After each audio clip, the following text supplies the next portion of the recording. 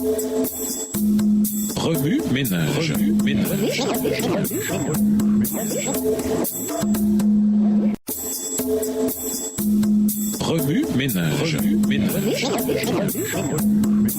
Bienvenue à votre émission Remue ménage. Relation de mardi, investiguer. Lisons Somme 100, Genèse 3, les versets 1 à 11, Job, les chapitres 38 et 39, Somme 37, les versets 1 à 8, et Colossiens 1, verset 17. Psaume 100, psaume de louange. Poussez vers l'Éternel des cris de joie, vous tous habitants de la terre. Servez l'Éternel avec joie, venez avec allégresse en sa présence. Sachez que l'Éternel est Dieu, c'est lui qui nous a fait et nous lui appartenons. Nous sommes son peuple et le troupeau de son pâturage. Entrez dans ses portes avec des louanges, dans ses parvis avec des cantiques. Célébrez-le, bénissez son nom, car l'Éternel est bon, sa bonté dure toujours et sa fidélité de génération en génération. Genèse 3, les versets 1 à 11. Le serpent était le plus rusé de tous les animaux des champs que l'Éternel Dieu avait fait. Il dit à la femme, Dieu a-t-il réellement dit, vous ne mangerez pas de tous les arbres du jardin? La femme répondit au serpent, nous mangeons du fruit des arbres du jardin. Mais quant au fruit de l'arbre qui est au milieu du jardin, Dieu a dit, vous n'en mangerez point et vous n'y toucherez point, de peur que vous ne mouriez. Alors le serpent dit à la femme, vous ne mourrez point, mais Dieu sait que le jour où vous en mangerez, vos yeux s'ouvriront et que vous serez comme des dieux connaissant le bien et le mal. Verset 6. La femme vit que l'arbre était bon à manger et agréable à la vue, et qu'il était précieux pour ouvrir l'intelligence. Elle prit de son fruit et en mangea. Elle en donna aussi à son mari qui était auprès d'elle, et il en mangea. Les yeux de l'un et de l'autre s'ouvrirent, et ils connurent qu'ils étaient nus, et ayant cousu des feuilles de figuier, ils s'en firent des ceintures. Alors ils entendirent la voix de l'Éternel Dieu qui parcourait le jardin vers le soir. Et l'homme et sa femme se cachèrent loin de la face de l'Éternel Dieu au milieu des arbres du jardin. Mais l'Éternel Dieu appela l'homme et lui dit, où es-tu? Il répondit, j'ai entendu ta voix dans le jardin et j'ai eu peur parce que je suis nu et je me suis caché. Et l'Éternel lui dit, qui t'a appris que tu es nu? Est-ce que tu as mangé de l'arbre dont je t'avais défendu de manger? Job 38. L'Éternel répondit à Job du milieu de la tempête et dit, qui est celui qui obscurcit mes desseins par des discours sans intelligence? Saint terrain comme un vaillant homme, je t'interrogerai et tu m'instruiras. Où étais-tu quand je fondais la terre? Dites-le si tu as de l'intelligence. Qui en a fixé les dimensions? Le sais-tu? Ou qui a étendu sur elle le cordeau? Verset 6. Sur quoi ces bases sont-elles appuyées? Ou qui en a posé la pierre angulaire? Alors que les étoiles du matin éclataient en chants d'allégresse et que tous les fils de Dieu poussaient des cris de joie. Qui a fermé la mer avec des portes quand elle s'élança du sein maternel? Quand je fis de la nuit son vêtement et de l'obscurité ses langes. Quand je lui imposai ma loi et que je lui mis des barrières et des portes. Verset 11. Quand je dis tu viendras jusqu'ici, tu n'iras pas au-delà. Ici s'arrêtera l'orgueil de tes flots. Depuis que tu existes, as-tu commandé au matin? As-tu montré sa place à l'aurore pour qu'elle saisisse les extrémités de la terre et que les méchants en soient secoués? Alors que la terre se transforme comme l'argile qui reçoit une empreinte et qu'elle soit parée comme d'un vêtement pour que les méchants soient privés de leur lumière et que le bras qui se lève soit brisé. Verset 16. As-tu pénétré jusqu'aux sources de la mer? T'es-tu promené dans les profondeurs de l'abîme? Les portes de la mort t'ont-elles été ouvertes? As-tu vu les portes de l'ombre de la mort? As-tu embrassé du regard l'étendue de la terre? Parle, si tu sais toutes ces choses. Où est le chemin qui conduit au séjour de la lumière et les ténèbres? Où ont-elles leur demeure? Peux-tu les saisir à leurs limites et connaître les sentiers de leur habitation? Verset 21. Tu le sais, car alors tu étais né et le nombre de tes jours est grand. Es-tu parvenu jusqu'aux amas de neige? As-tu vu les dépôts de grêle que je tiens en réserve pour les temps de détresse, pour les jours de guerre et de bataille? Par quel chemin la lumière se divise-t-elle et le vent d'Orient se répand-il sur la mer? Qui a ouvert un passage à la pluie et tracé la route de l'éclair et du tonnerre? Verset 26. Pour que la pluie tombe sur une terre sans habitants, sur un désert où il n'y a point d'homme, pour qu'elle abreuve les lieux solitaires et arides, et qu'elle fasse germer et sortir l'herbe. La pluie a-t-elle un père? Qui fait naître les gouttes de la rosée? Du sein de qui sort la glace? Et qui enfante le frima du ciel? Pour que les eaux se cachent comme une pierre, et que la surface de l'abîme soit enchaînée. Verset 31. Noues-tu les liens des Pléiades ou détaches-tu les cordages de l'Orient? Fais-tu paraître en leur temps les signes du zodiaque et conduis-tu la grande ours avec ses petits? Connais-tu les lois du ciel? Règles-tu son pouvoir sur la terre? Élèves-tu la voix jusqu'aux nuées pour appeler à toi des torrents d'eau? Lances-tu les éclairs? Partent-ils? Te disent-ils, nous voici? qui? Verset 36. Qui a mis la sagesse dans le cœur, ou qui a donné l'intelligence à l'esprit? Qui peut avec sagesse compter les nuages et verser les outres des cieux pour que la poussière se mette à ruisseler et que les mottes de terre se collent ensemble? Job 39. Chasses-tu la proie pour la lionne et apaises-tu la faim des lionceaux quand ils sont couchés dans leur tanière, quand ils sont en embuscade dans leur repère? Qui prépare au corbeau sa pâture quand ses petits crient vers Dieu, quand ils sont errants et affamés? Sais-tu quand les chèvres sauvages font leurs petits? Observes-tu les biches quand elles mettent bas? Comptes-tu les mois pendant lesquels elles portent et connais-tu l'époque où elles enfantent? Verset 6. Elles se courbent, laissent échapper leur progéniture et sont délivrées de leur douleur. Leurs petits prennent de la vigueur et grandissent en plein air. Ils s'éloignent et ne reviennent plus auprès d'elles. Qui met en liberté l'âne sauvage et l'affranchi de tout lien? J'ai fait du désert son habitation, de la terre salée sa demeure. Il se rit du tumulte des villes. Il n'entend pas les cris de maître. Verset 11. Il parcourt les montagnes pour trouver sa pâture. Il est à la recherche de tout ce qui est vert. Le buffle veut-il être à ton service? Passe-t-il la nuit vers ta crèche? L'attaches-tu par une corde pour qu'il trace un sillon? Va-t-il après toi briser les mottes des vallées? Te reposes-tu sur lui parce que sa force est grande? Lui abandonnes-tu le soin de tes travaux? Te fies-tu à lui pour la rentrée de ta récolte? Est-ce lui qui doit l'amasser dans ton air? Verset 16. L'aile de l'autruche se déploie joyeuse. On dirait l'aigle, le plumage de la cigogne. Mais l'autruche abandonne ses œufs à la terre et les fait chauffer sur la poussière. Elle oublie que le pied peut les écraser, qu'une bête des champs peut les fouler. Elle est dure envers ses petits comme s'ils n'étaient point à elle. Elle ne s'inquiète pas de l'inutilité de son enfantement, car Dieu lui a refusé la sagesse. Il ne lui a pas donné l'intelligence en partage. Verset 21. Quand elle se lève et prend sa course, elle se rit du cheval et de son cavalier. Est-ce toi qui donnes la vigueur au cheval et qui revêt son cou d'une crinière flottante? Le fais-tu bondir comme la sauterelle? Son fier hennissement répand la terreur. Il creuse le sol et se réjouit de sa force. Il s'élance au-devant des hommes. Il se rit de la crainte. Il n'a pas peur. Il ne recule pas en face de l'épée. Verset 26. Sur lui retentit le carquois, brille la lance et le javelot.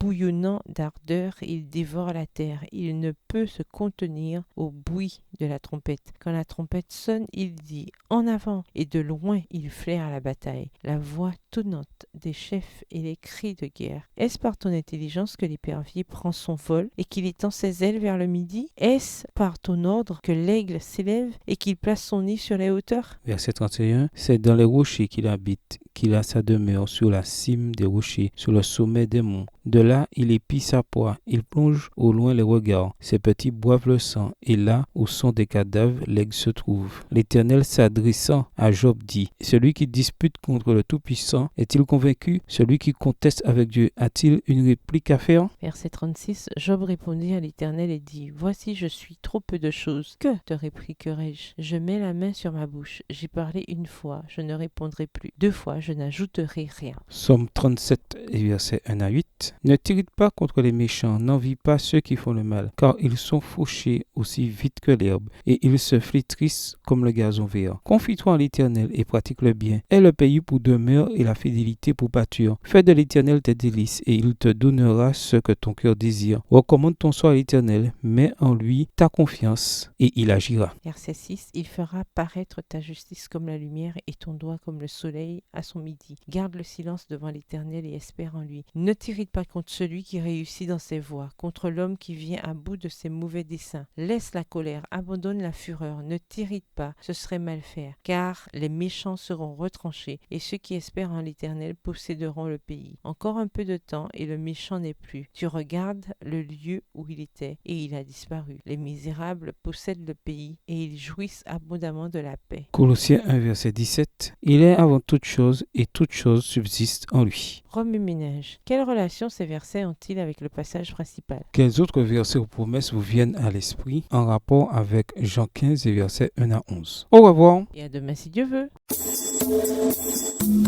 Remue-ménage.